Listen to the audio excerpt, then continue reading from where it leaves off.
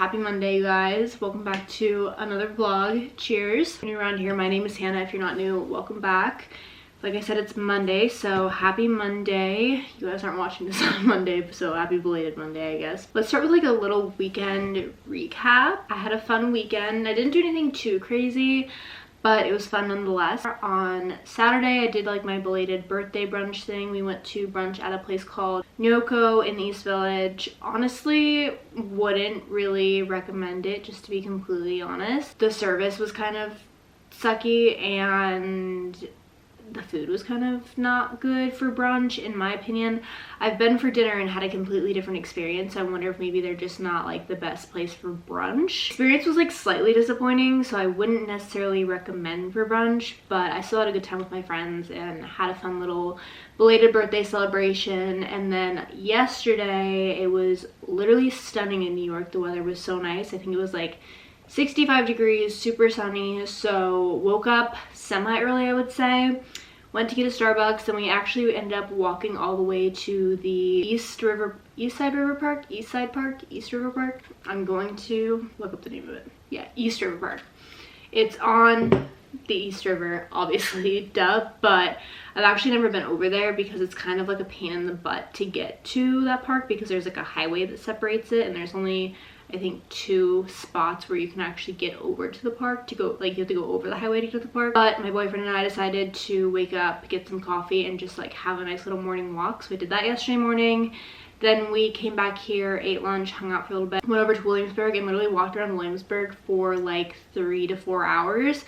We walked like 9 miles around the city yesterday, which is so nice, and I'm just so glad the weather is getting warm again to the point where we can walk around the city and have those days where it's just not only good healthy exercise, but I feel like it's such a good like mental break as well. We're not on our phones, we're not on our laptops, we are just like in the present moment, popping in and out of shops, looking at the houses, passing by people, taking in nature. It's just so honestly wholesome, and I don't know, I just look forward to having more days like that in the future because, like I said, New York is starting to get warm again, so I can do that a lot more these upcoming weekends than I was able to past few months. So I'm very, very excited for that.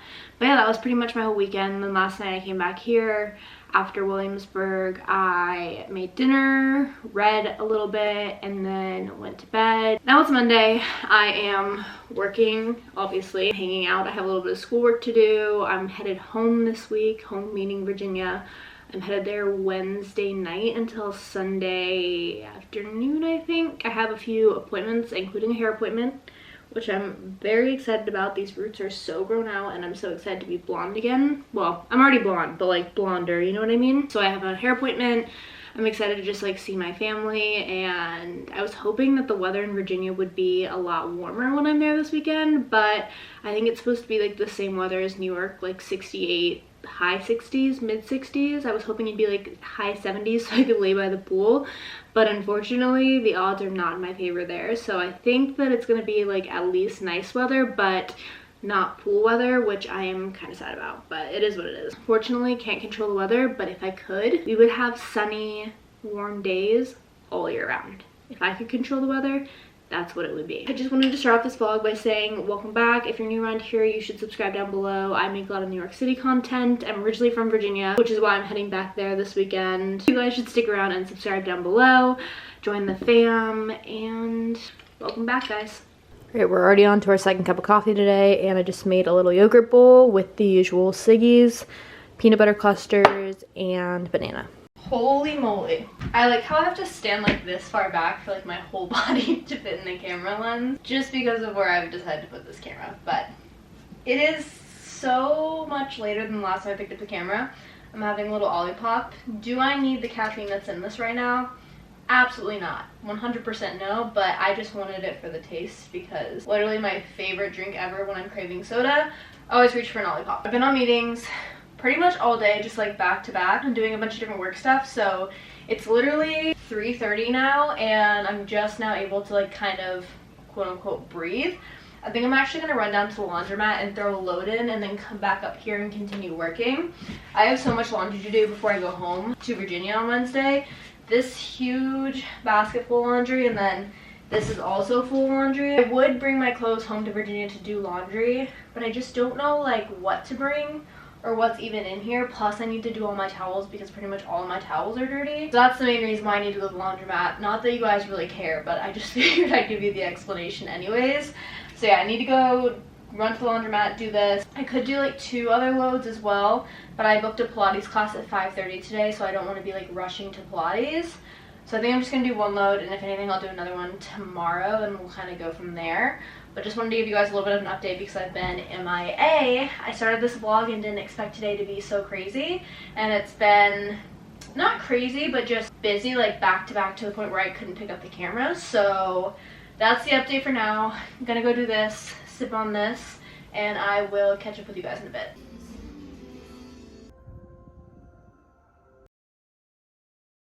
It is now Wednesday. I just didn't pick up the vlog camera yesterday, and I feel like I was so bad at vlogging on Monday. Happy Wednesday, everybody. Sorry for the really crappy lighting. I'm obviously in the kitchen getting ready to make a coffee, but I wanted to do the coffee process with you guys because I've been making a really fun new recipe that I think that you guys would really enjoy, and honestly, it's so easy to try at home, and you can do it with like a variety of different types of coffee.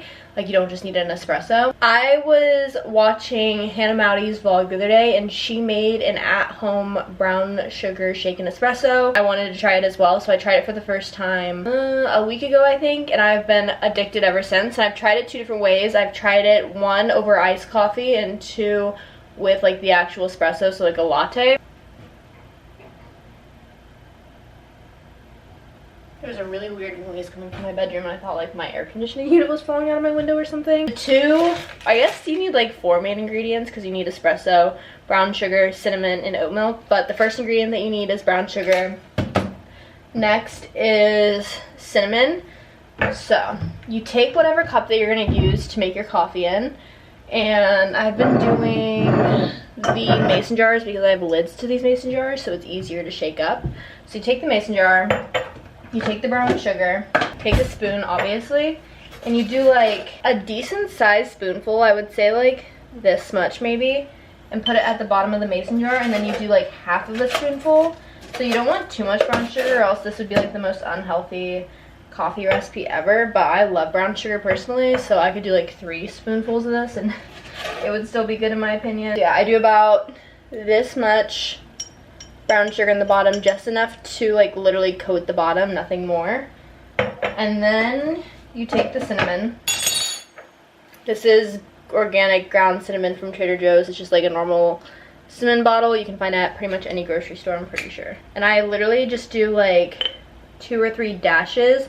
I don't cover the bottom unless you want to like have your coffee be literally the cinnamon challenge. I wouldn't recommend putting too much in there, so I literally just did like 2 or 3 sprinkles of this over the brown sugar at the bottom. You can use this for a regular coffee machine too. So this is what I was saying, is that like I made it over iced coffee yesterday. So if you have like a Keurig or you have a Mr. Coffee machine, literally you could make hot coffee and brew the hot coffee over this, and this could just be like an iced coffee brown sugar shaken drink instead of it being a brown sugar shaken espresso. But because I have an espresso machine, I'm gonna do the espresso latte portion. So we have the mason jar, putting it under the Nespresso machine.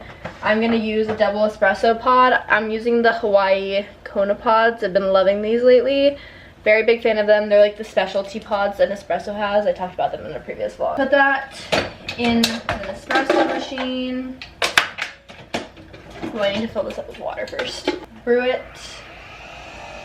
And basically, the Nespresso machine is gonna get loud here in a second.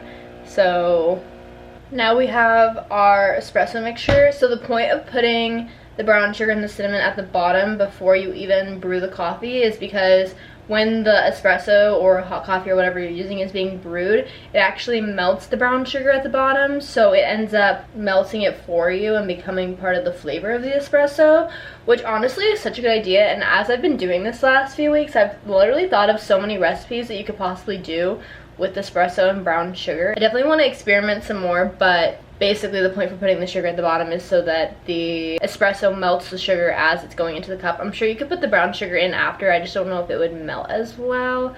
I haven't tried it just because this is a lot easier. So did that. Next, we need the oat milk and the ice. I'm also gonna move this down here. Alright, I literally filled up the entire cup with ice, so the ice is literally filled up to the very top. Then I'm gonna take the oat milk. I use this Califia Farms Oat Barista Blend. It's okay, it's not my favorite, but it'll work. You put the oat milk in to the very top where the ice is. You just shake it up. You could stir this with a straw for sure instead of shaking and probably give the same effect, but I kind of like the idea of shaking it just because brown sugar shaken espresso, you know? Guys, it's so good. I literally haven't used my Torani syrup in a week or two since I found this recipe just because I feel like it's less sugar. I know you're using brown sugar, but brown sugar is like a little bit healthier for you, I think. And I feel like I'm using less like actual sugar than I am in the Torani pumps. So I've literally just been using brown sugar in my coffee this week, and I feel like it's been such a game changer for me. I'm a really, really big fan.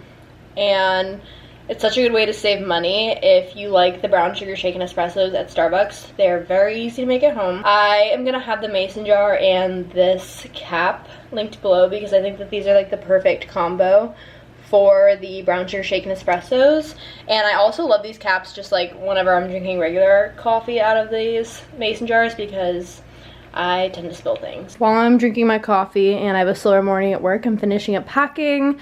I fly out tonight to Virginia, like literally right after work, so I packed the majority of my suitcase yesterday, but I did laundry yesterday also and had a few things that I wanted to bring, so I'm just collecting those things now. I need to open up my suitcase, put these in there, then I also need to do some toiletry stuff. I need to get my toothbrush, face wash, all of these goodies, and then I also need to pack up my like books and stuff like that in a backpack. I don't have meetings until like noon, and then after that I have 2 or 3 until like 3:30 I think. So I just want to make sure that I get this done so that I'm not rushing at the end of the day. Let me go ahead and open this baby back up.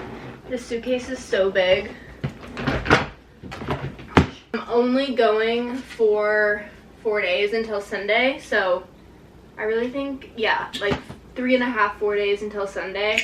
But I'm bringing this big suitcase because I'm donating a lot of things while I'm there. It is so hard, in my opinion, from what I've discovered, to donate clothes in New York City or donate books or literally donate anything. It's just, there's no convenient way to donate stuff in New York. So whenever I want to donate stuff, I always bring it home. So that's why I'm bringing this big suitcase, even though I'm only going for literally 4 days, because half of the suitcase is stuff that I'm donating. So I'm bringing clothes that I didn't wear this winter, clothes that I know I'm not going to wear over the summer, a bunch of books that I just gave 1 or 2 stars to that I just want to get rid of. My bookshelf is literally so full, so I needed to get rid of books that I didn't like.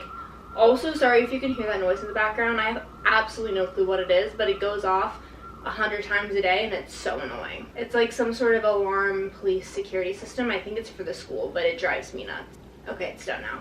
So that side of this is for donations and this side is for the clothes I'm bringing. So I'm gonna finish taking all the stuff that was up here and putting it in my suitcase to be able to like zip up my suitcase and put it by the front door.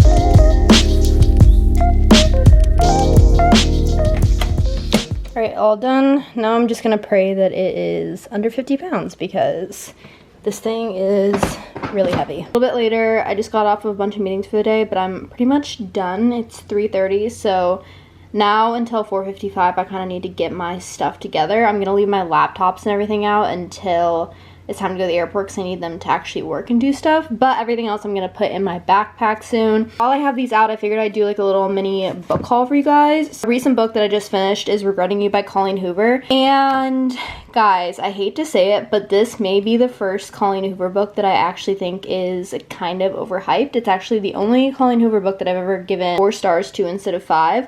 I just thought it kind of dragged on for like the longest time and that there could have been more of like a plot twist or more of a surprise factor or like a better ending. I don't know, it just didn't really do it for me. Like, it was a good book, don't get me wrong, and if you like Colleen Hoover, you'll still like it because she like writes the same as her other books, but I feel like her other books, there were a lot of wow factors in them and stuff that literally made my jaw drop, and this one, there's just nothing in it that I was like, holy crap, it just was just a story, which I guess is what a book is, but I don't know. Slightly disappointed in this, but it was still good nonetheless. I'm bringing it home so I can give it to my sister, which is why it's in this pile. Next book that I picked up is In 5 Years by Rebecca Cerro. I actually just finished one of her other books a little bit ago. It was the one in Positano, like One Italian Summer, I think was the name of it.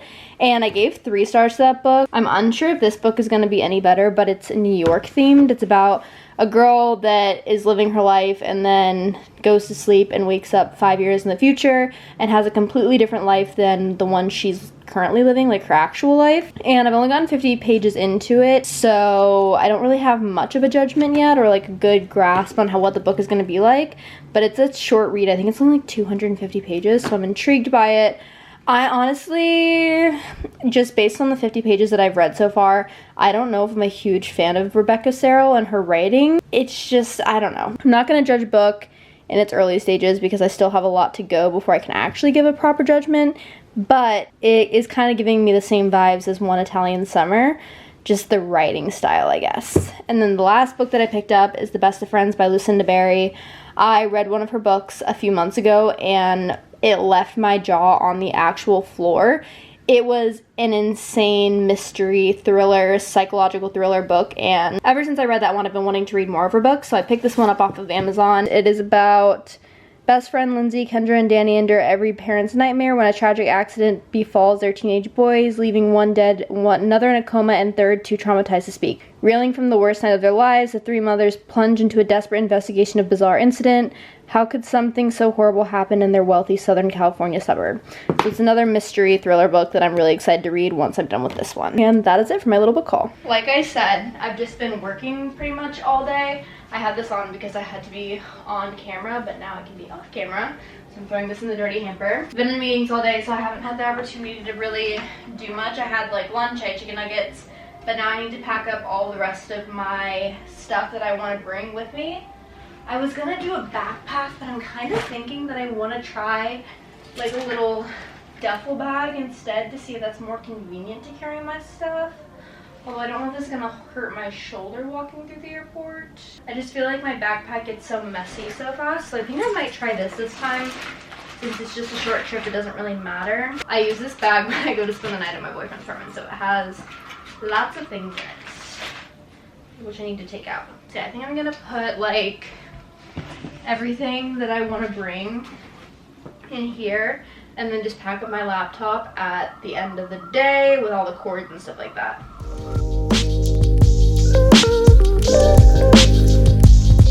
I definitely feel like I'm forgetting something, but I guess I won't know until I need it and then I'll realize that it's forgotten.